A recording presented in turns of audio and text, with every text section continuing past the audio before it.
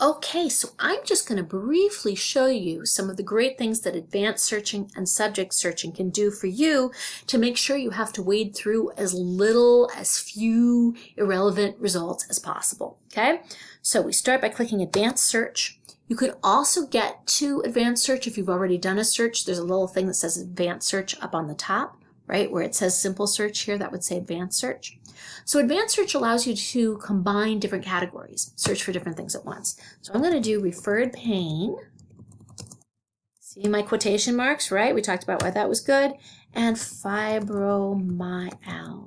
Okay, that's spelled correctly. I'm going to do the search. And I'm going to quickly set my limiters. You guys already know how to do that, right? We already talked about that, but I have not set them yet, so we're going to do this. 2015, right? I'm going to go ahead and lock them so that they don't get lost when we start doing interesting things. Okay, so here we are, 399 results, right? Not too bad, right?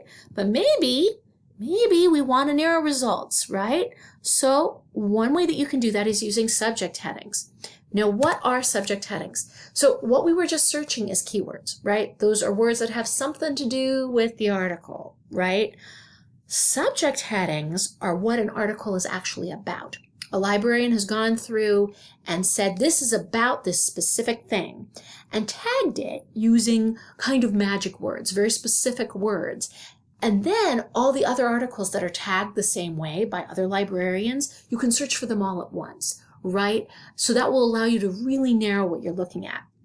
But the problem with the magic words is if you don't know the exact words, the exact phrasing, the exact word order, you can guess, but you might be wrong, right? So it's one way to get at that is to pull up an article that you like and see what the subject headings are. So I've got this article here, right? I'm scrolling down and here it says subject right here. And you can see referred pain is itself a subject heading. Beautiful. So you click on that, it will do an advanced search specifically for that subject heading. And then you can add back in fibromyalgia. Ooh, come on. Yes, thank you. Fibromyalgia. And set that as a subject heading too, because I noticed one of the subject headings on there was fibromyalgia. Okay. So, and this automatically does contains, and this does exact.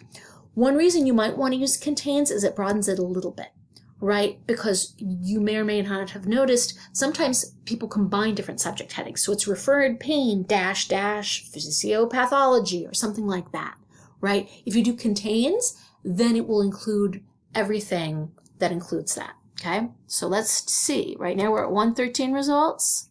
Now we're down to 7 results, right? And these should be highly relevant for you. And you can mix and match. You can add new lines, right? And add new keywords. If there's a specific author who's worked on this that you're looking for, you can throw that in there too. Just play around with it. Have fun with it. I don't expect you to share my deep and abiding love of subject headings because you guys aren't librarians, but hopefully you will find that it will be helpful and useful to you. Please reach out to me if you have any questions.